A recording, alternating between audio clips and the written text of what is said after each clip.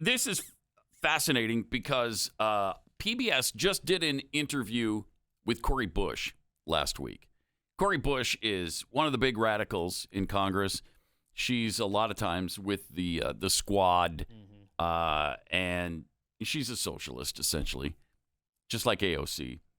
But she was speaking about abortion. In fact, her abortions, I believe she's had 2. And listen to what she had to say about those abortions. Absolutely fascinating. You became pregnant years later when you were 19. And you chose to have an abortion. You went to an abortion clinic. At this time, you were enrolled in university. You had started Harris Stowe State University. And you got to the clinic and had second thoughts. Yes. Walk me through what happened. So I was thinking back to the first abortion. Okay, you've done this before. You know the rooms. You know what it looks like. You know what it feels like in this place. You know what to expect. You know that you may experience even some harm or some racism in this space. Wait, like, what? I thought I was ready. Because you had experienced racism previously. I had. Okay, but she's thinking, because of her previous experience, that in the abortion clinic, you might experience some harm or racism? At a Planned Parenthood? You mean that was specifically founded for that purpose, to cause blacks harm and racism? That's fascinating. All right. Tell us more. So I thought I was ready. And I went in and I went through all the steps because they were like, it's almost like an assembly line. You know, you go from room to room. Weird. And I got into the last room.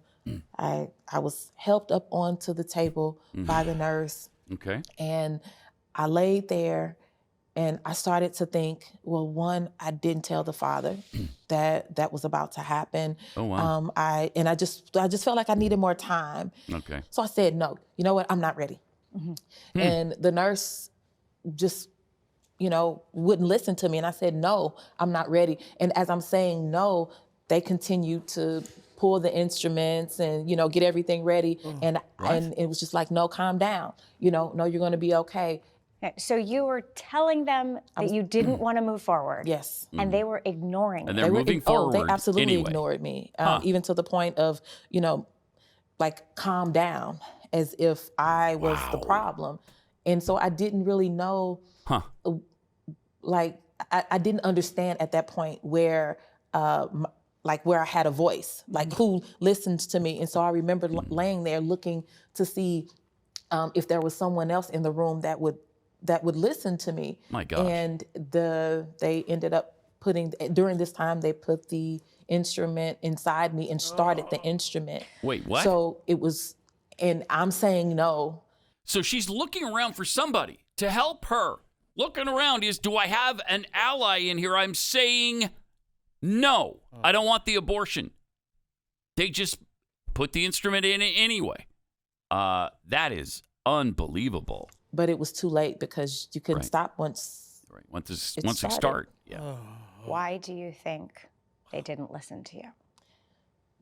The same as other times where I haven't been listened to by a provider or medical staff. I was a young Black woman. And you're at a Planned Parenthood clinic where they're trying to eliminate Black babies. And they're succeeding at unbelievable rates.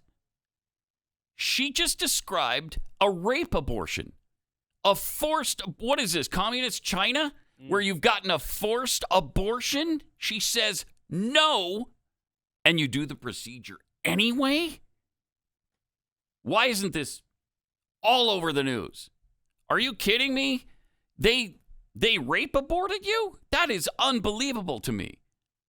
That is as racist as it gets. And how can she still support these groups? I don't know. I honestly don't know, but she does, big time, of course. Even after this situation, even after this experience, where it was horrific and nobody supported you, they wouldn't listen to you because you're a young Black woman. Wow, what an indictment